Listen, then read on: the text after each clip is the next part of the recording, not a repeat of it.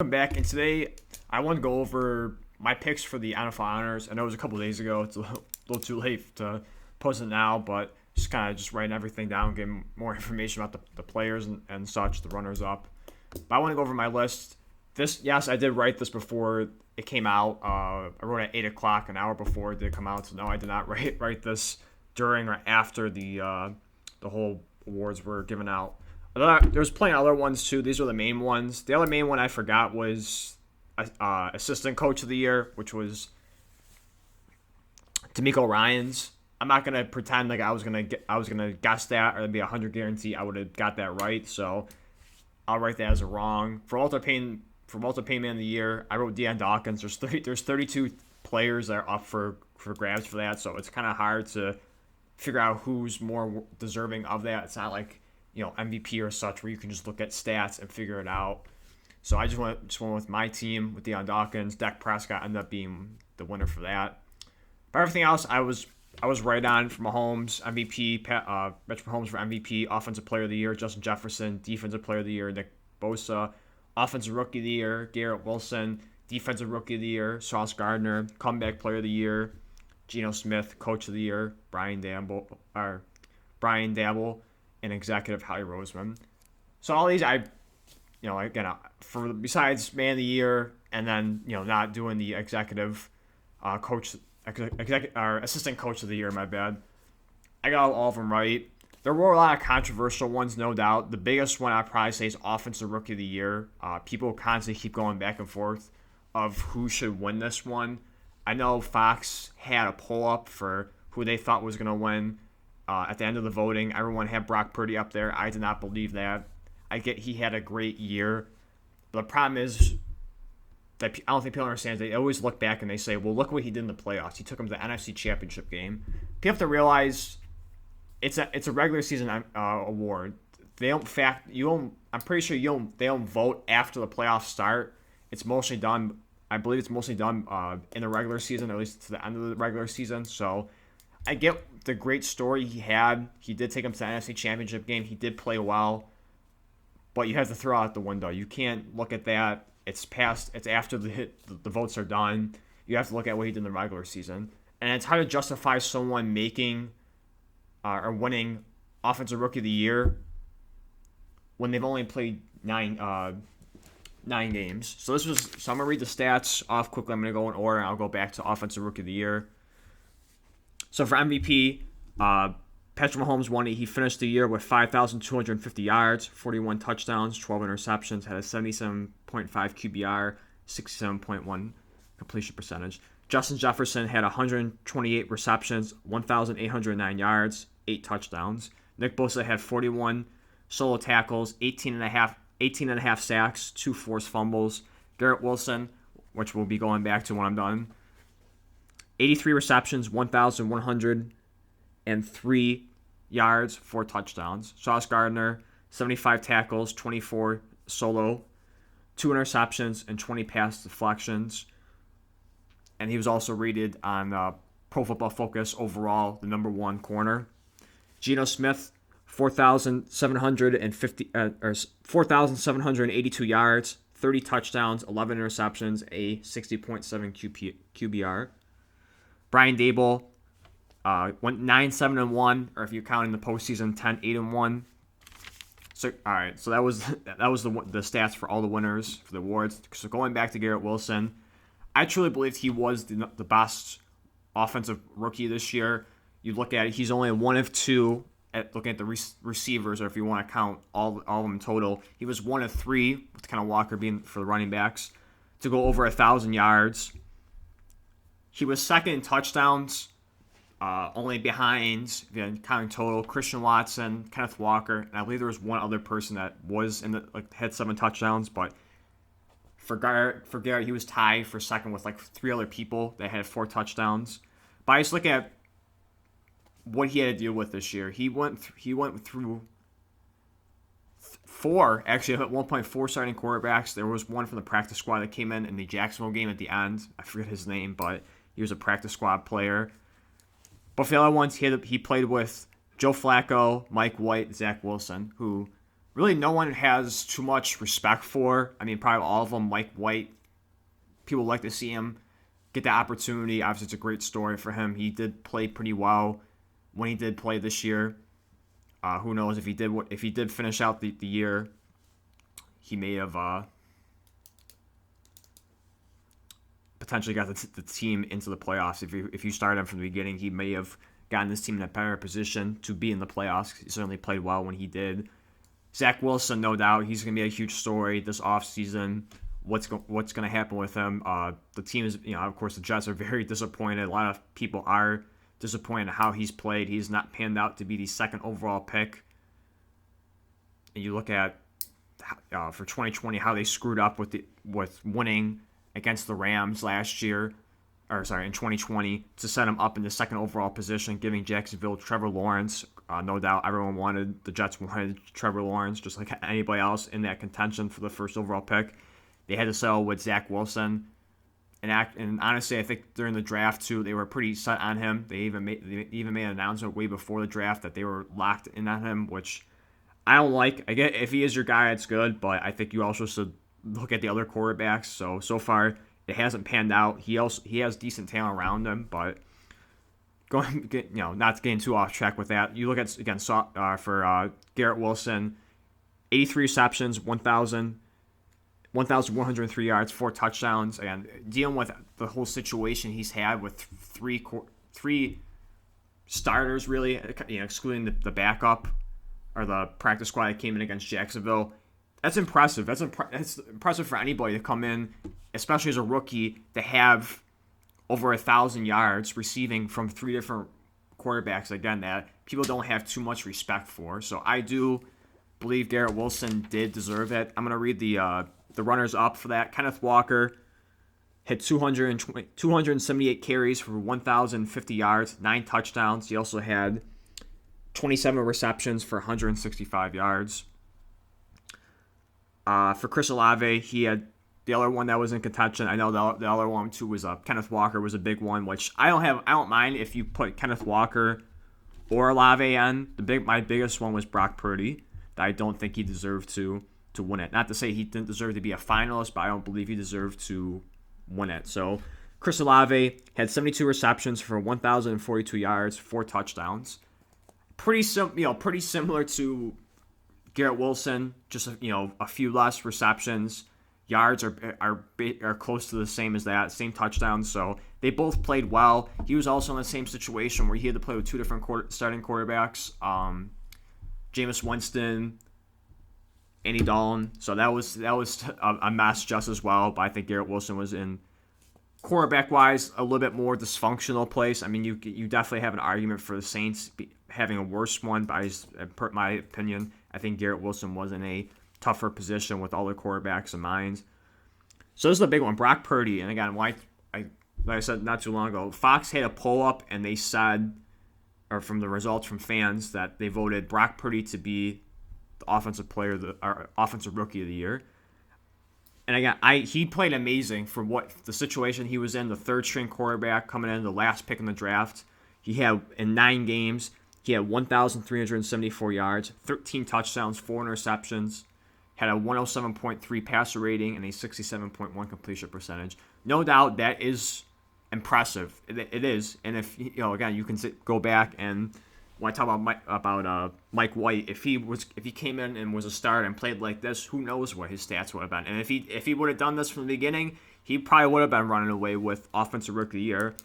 But it's hard to justify having a guy who's only started half the season, game-wise, than everyone else who's played a full season.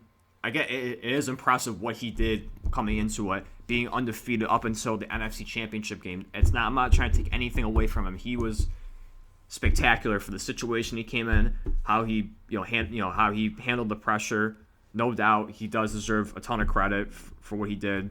Again, I do believe he should have been a finalist, but not the winner for that. That's my biggest thing. The other one too is Defensive Rookie of the Year. Sauce Gardner, I do believe he deserved to win it for his stats, going back to it, like I said. 75 tackles, 24 solo tackles. 2 interceptions, 20 pass deflections, which was first in the NFL. He also went to the Pro Bowl and was also voted as All-Pro, which is definitely impressive for any rookie, no doubt, to make the Pro Bowl. On top of that, make the All-Pro team is it's unbelievable, and it speaks about how dominant of a corner he is. There's definitely an argument for the other ones too. You had Aiden Hutchinson.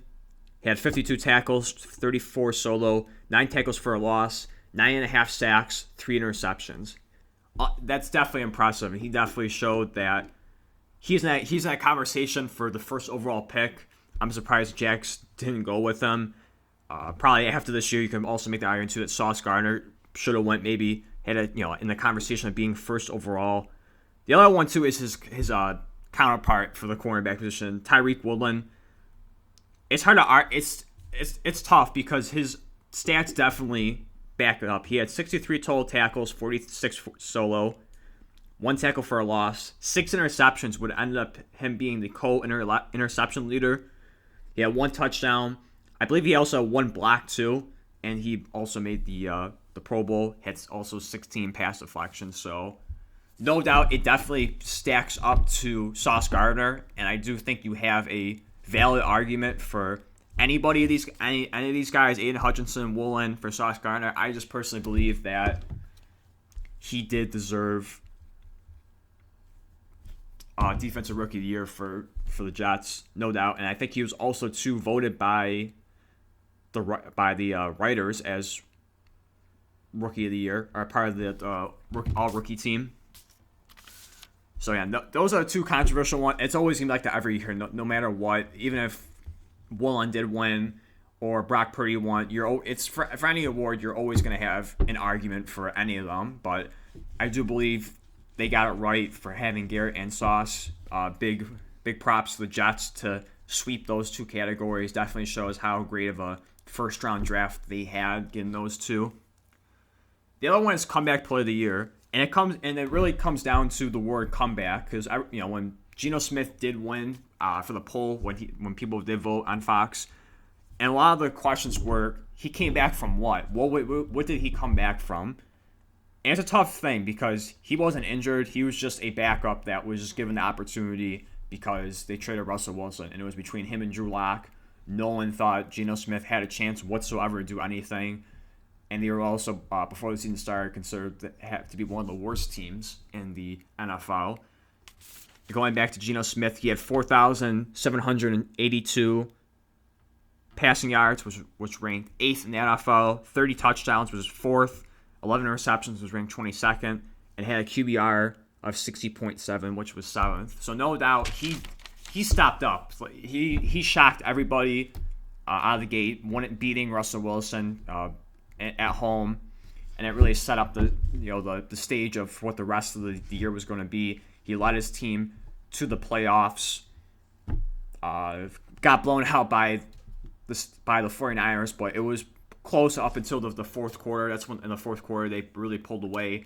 Even at halftime they were leading. Didn't do too bad in the third quarter, but it was I believe it was an interception, or no, not interception, a fumble, sack. Sorry, I'm just thinking too fast. A strip sack. There you go. Was losing the word. He was strip sacked by Nick Bosa. They were in the red zone, could have got points, and that really kind of shifted the momentum for that. But no doubt, he also made the Pro Bowl too, rightfully so. Also, too, there's not too many great quarterbacks left in the NFC. But again, no doubt, an amazing comeback story in that sense. But again, it comes down to what did he come back from. The other 2 was Saquon Barkley and Christian McCaffrey. Both came back from just being riddled with injuries. So they actually did come back from something. Saquon Barkley had 292 attempts for 1,312 yards, 10 touchdowns. He had 57 receptions for 328 yards. Again, banged up for most of last year. Christian McCaffrey, 244 attempts for 1,139 yards, 8 touchdowns. Also added 85 receptions for 741 yards, 5 touchdowns. So definitely impressive, no doubt. He was also traded halfway through at the deadline from Carolina to the 49ers. and really showed out, especially in the playoffs. And what I just said for Brock Purdy, it doesn't matter. But even then, if you take that away, he definitely changed the 49ers. They were struggling out before he got there, and once he was there, it definitely took the offense to a whole nother level. Gave you a dynamic piece to help at the time Brock Purdy or Garoppolo. And it's a tough one too because it just goes off of your definition of for comeback player of the year. Should it just be injury related or again a backup or so coming out and just shocking the world? And no doubt Geno Smith absolutely did that, and it's great to see that because he definitely struggled with the Jets. Came out of considered one of the worst drafts ever. The 2013 was drafted in the second round, did not live up to what he was able to. Had some misfortune there. He lost his job. Well, he didn't lose his job. He got injured in 2015. Fitzpatrick stepped in and went 10-6 and almost took him to the playoffs. Lost the last game of the year, and ever since then, really just a backup after that. And for him to get an opportunity when everyone doubted him to go to the Pro Bowl, to lead this team to a playoffs, which no one thought was even possible, and definitely will get a big contract this offseason.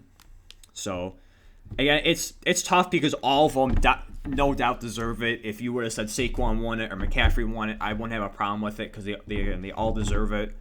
But it just goes off of what's your version of a comeback. Should it just be injury related or just anything of that nature? The next one I thought no doubt was Brian Daboll. Some people had for the Eagles coach, the Eagles coach to be on there because of having the best record in the NFC. Of course, his team made the Super Bowl. The other two, McDermott was on there, but he didn't make the top three. So the top three was Brian Daboll, Kyle Shanahan, Doug Peterson. All of them had good valid arguments, but I believe Daboll was the best option. But before you get to that, I will go down to Kyle Shanahan. So Shanahan ended the year 13-4, had 4 starting quarterbacks this year, went to the NFC Championship game. So the 4 quarterbacks he had was Lance that started 1.5 games. He got hurt week 2. Halfway through the year, Garoppolo got hurt. He was out. Purdy stepped in, played unbelievable, got to the NFC Championship, and was knocked out on the first or second drive of that game. And then Josh Johnson had to come in and play for a little bit. He was knocked out too. It got to the point where McCaffrey almost had to step in and play emergency quarterback. Purdy came in, but he was ineffective, couldn't throw the football with his elbow injury. He is going to be out for a year after getting surgery. Big factor too, again, like I said, going back to McCaffrey was a trade. Definitely, they gave up a lot to get him, but it definitely proved it was worth it. Again, taking a gamble because he does have an injury history along with a lot of people on their team. Kittle, Deebo Samuel, some players on defense, no doubt, were out last couple years. For some of them, like Nick Bosa, I believe, was out for in 2020. I think there was a couple other ones on that side. Quarterback, no doubt, always a problem. Garoppolo, constantly hurt. Trey Lance, his short career has been hurt. Purdy got hurt this year. So definitely it's an unbelievable achievement for what he's done. Mostly as a quarterback. Overall, they were healthy all around, and it definitely paid off to get McCaffrey. Definitely took the offense, like I said, to a whole other level. And it's tough because it definitely proves that. It's like anytime you can have any quarterback really step in and play well, it shows just how great the system is and what he's built there. And I have no doubt a great offensive mind. Doug Peterson went 9-8. He was on a 5-game winning streak. At one point, they were at 4-8. No one thought they were going to make the playoffs. Had that huge streak, got into the playoffs at the end, beating Tennessee to win the division. Wild card game, came back from 27 points down to beat the Chargers and played a tough game against the Chiefs. Lost by a touchdown, 27-20. So for him, no doubt, it's an unbelievable turnaround. Best season they had since their magical 2017 run when they were, one quarter away from going to the Super Bowl with Blake Bortles, and that definitely sounds crazy to think that they were one game away from making the Super Bowl. Best year, no doubt, since then. No doubt, all these three guys are going to be great next year, but I just believe for Brian Daboll, he was the best. For one of the betting pages I've looked at, I can't remember which one it was, but I think overall it had the Giants projected to have 6 wins. No one believed in this team, especially offensively. Kenny Golladay looks like still is a horrible signing. Daniel Jones, no one believes in. Everyone thinks he was a bust. Way too high of a pick. Definitely, turnover prone. Saquon Barkley, riddled with injuries.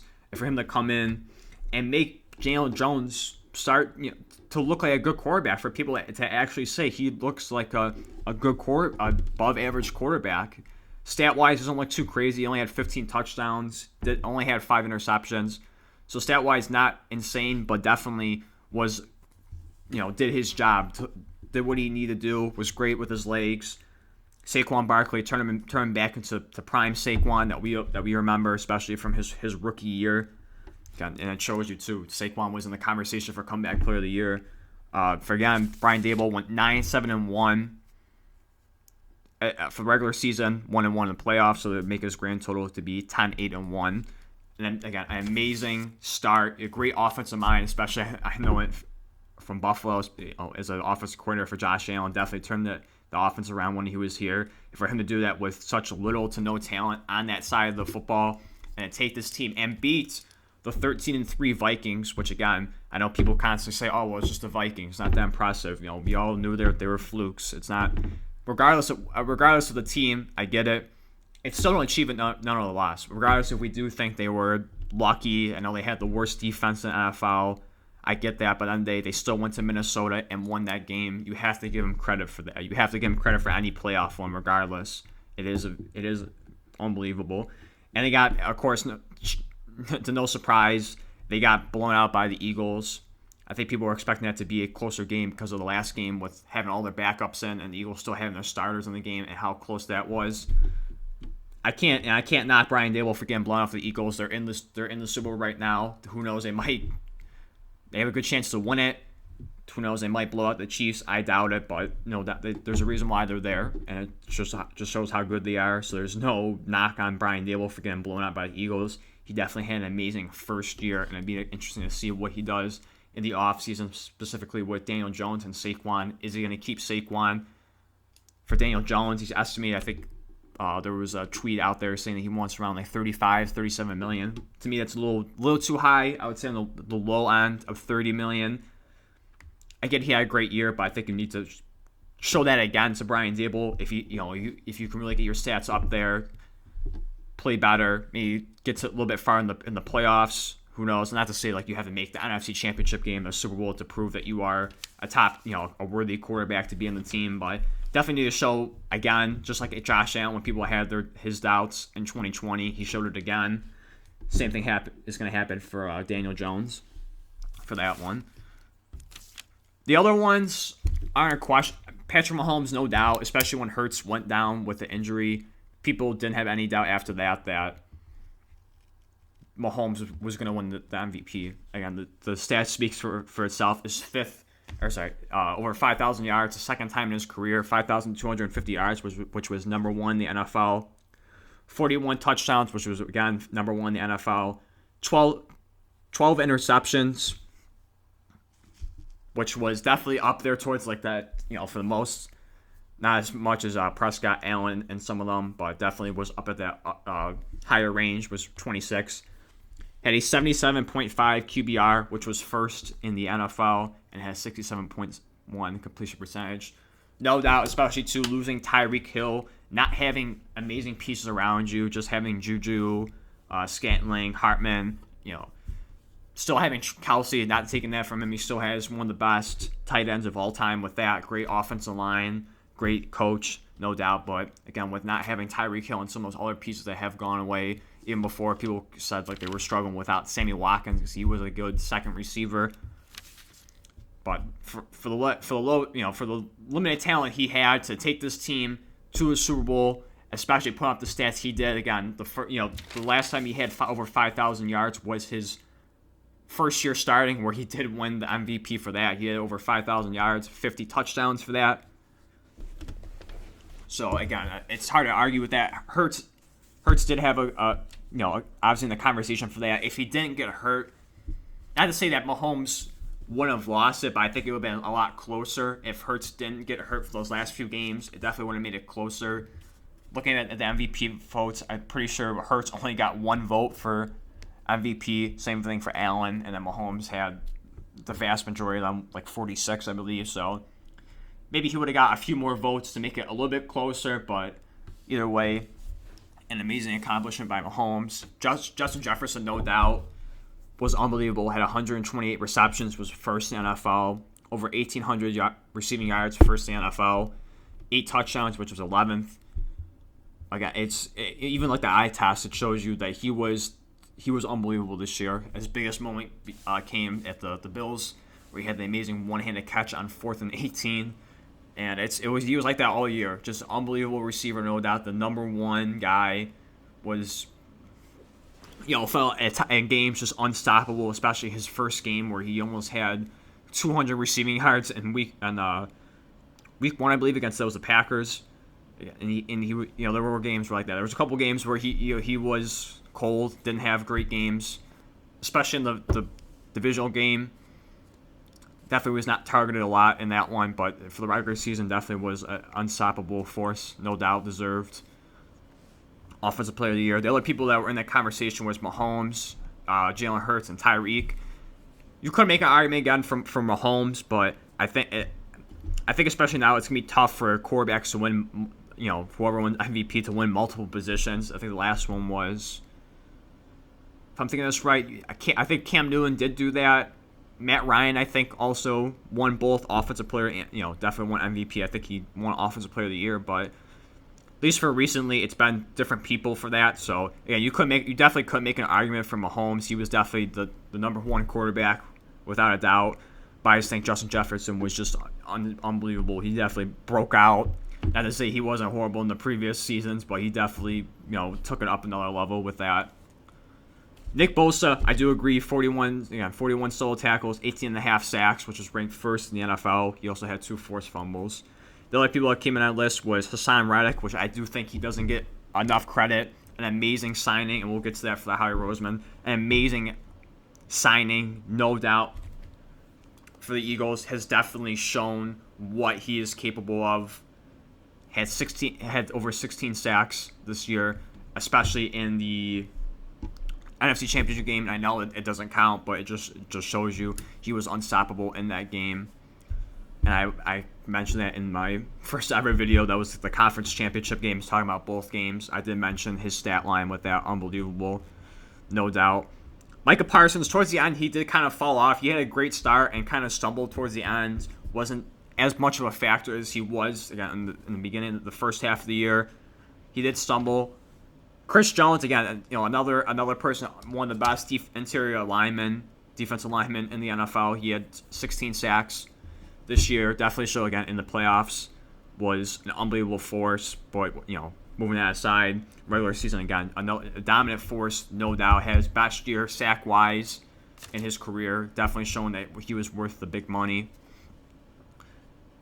And the last one is, we'll get to the other ones that I didn't mention, the smaller awards. Howie Roseman, with no doubt in my mind that he was Executive of the Year. You look at what he did this offseason, trading for A.J. Brown, signing Hassan Reddick, and just looking, developing, obviously, players before that, drafting Devontae Smith the year before in 2020, getting Jalen Hurts.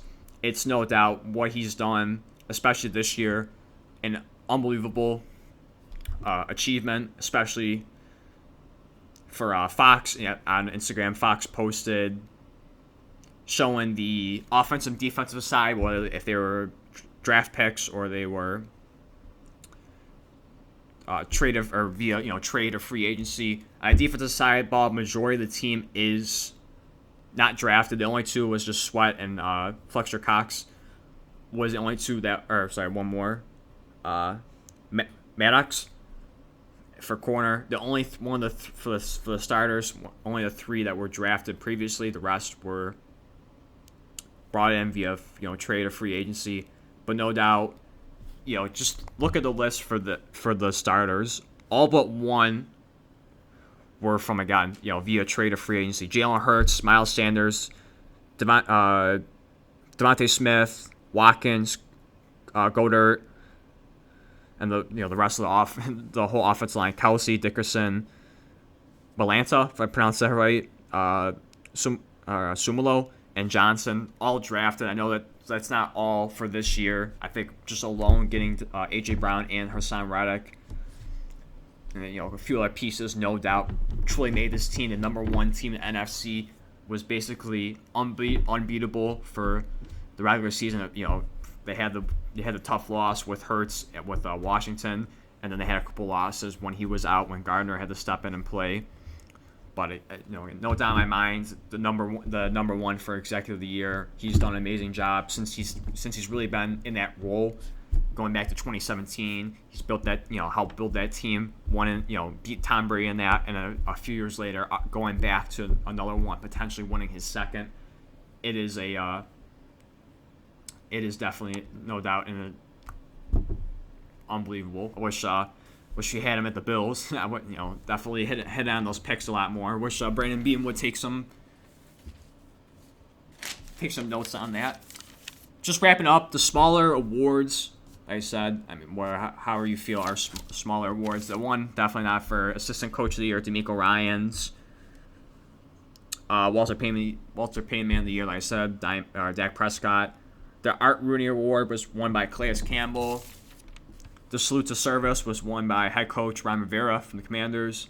Best moment was voted again, going back to Justin Jefferson, the catch against Buffalo with under 2 minutes left in the game. The FedEx Air Award goes to Joe Burrow. FedEx Ground goes to Josh Jacobs. So that's all. Again, I just wanted to make a quick video. I'm sorry that it came out a couple of days after the awards, but I just wanted, it took a while to get some of the notes together and get all the information for each player.